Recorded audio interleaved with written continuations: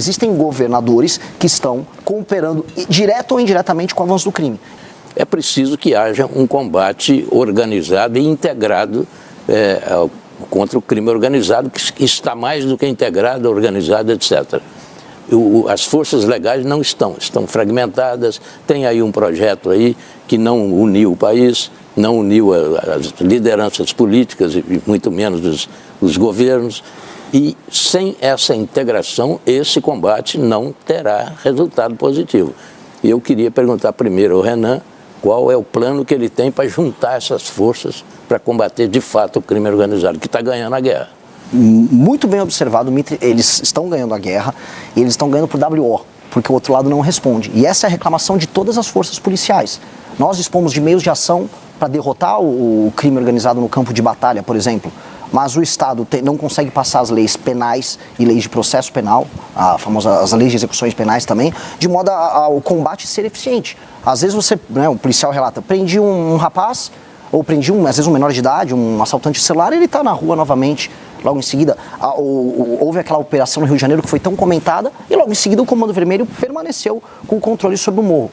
A questão é, a gente tem que dividir. Há dois tipos de ocupação territorial e institucional feitas pelas facções. A ocupação horizontal, que é sobre território, que é o estilo do Comando Vermelho, e a vertical, que é institucional, feita pelo PCC. Uma demanda forças policiais e inclusive participação das Forças Armadas quando necessário, de maneira auxiliar. Outra demanda inteligência, COAF, Polícia Federal, instituições da República, de modo a desmantelar suas operações. E nós temos que saber usar isso de maneira inteligente. E fora isso, nós temos que fazer, é o que eu estou defendendo já há pelo menos 1 ano e meio, quase 2 anos, trazer para o Brasil a ideia do direito penal do inimigo, que é qualificar de maneira especial pessoas que fazem parte dessas organizações criminosas que não reconhecem a autoridade do Estado como inimigos do Estado brasileiro, e a lei para elas funcionar de maneira diferente.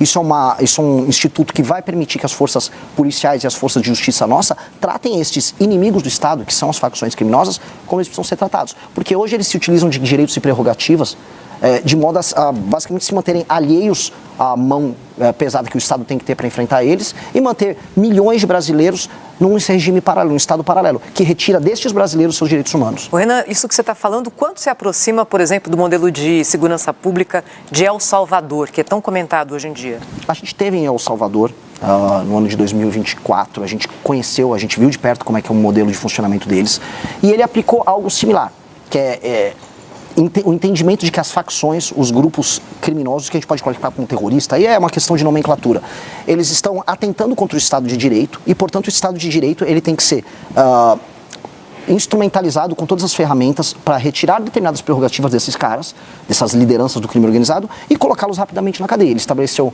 um regime especial, eles chamam lá de regime de exceção, e com base nisso ele desmantelou todo o crime organizado em El Salvador e tornou El Salvador o país mais seguro das Américas. O instituto que ele utilizou dá para ser utilizado aqui e nós podemos utilizar outras estratégias também de combate, dado que a situação brasileira é diferente. O Brasil tem modelos diferentes de ocupação. Um exemplo, o PCC, para falar nominalmente, não estava presente em El Salvador, não havia uma versão do PCC lá. O combate ao PCC vai estar diferente do que eles fizeram no El Salvador. Nisso, a estrutura do Estado tem que ser utilizada de maneira diferente também.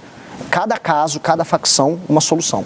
Renan, até te ouvir também sobre a questão de, um pouco do que o Mitri falou, dessa integração também entre as forças. Eu acho isso e às vezes falta de vontade até política entre esses entes, né? Mas esse é o problema principal. A real é que as forças de segurança nos estados, elas sabem o que fazer. Eu tive no Ceará e nós temos cidades inteiras tomadas pelo crime organizado. Não há, eu repito aqui, já até fui processado 2 vezes pelo governador do Ceará. Não há vontade política em resolver isso. Não há vontade nenhuma. E eu suspeito, e posso tomar um terceiro processo, que o governo do Ceará é especialmente leniente com o avanço do Comando Vermelho. Há governadores que não têm vontade política em resolver isso. Na Bahia está acontecendo a mesma coisa com o Jerônimo.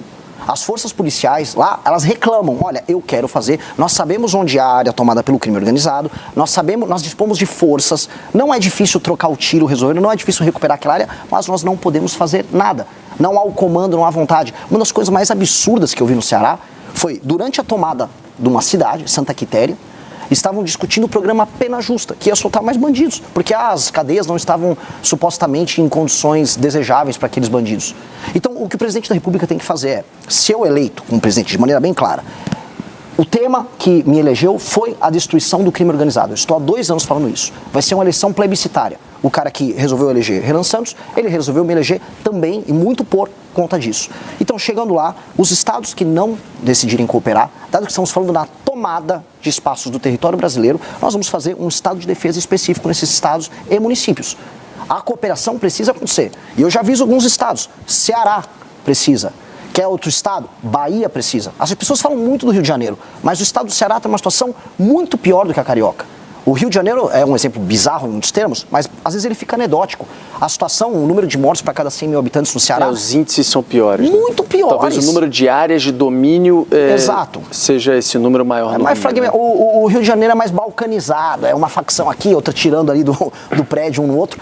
Mas o caso no Ceará, você está falando de tomadas monopolistas por conta do Comando Vermelho e facções auxiliares. Se o governo está parado, ora, o governo tem que ser ou substituído, aí as pessoas vão votar em outro governo, ou quando nós chegamos ao poder, se eles decidirem não cooperar, vamos fazer um estado de defesa específico, por um tempo específico, para que nós retomemos esses territórios, e só nas áreas específicas. Tem até aquelas pessoas que falam, mas e a democracia? Não existe democracia em Santa Quitéria, no Ceará. Eu vou fazer um estado de defesa e vou utilizar as forças policiais e, se necessário, as forças de segurança nacionais, as forças armadas, para fazer essas operações. Ponto. Vamos recuperar esses territórios e aí entregar direitos humanos para as pessoas que precisam. Da maneira como está, eu volto a colocar, existem governadores que estão cooperando direto ou indiretamente com o avanço do crime. E isso precisa acabar.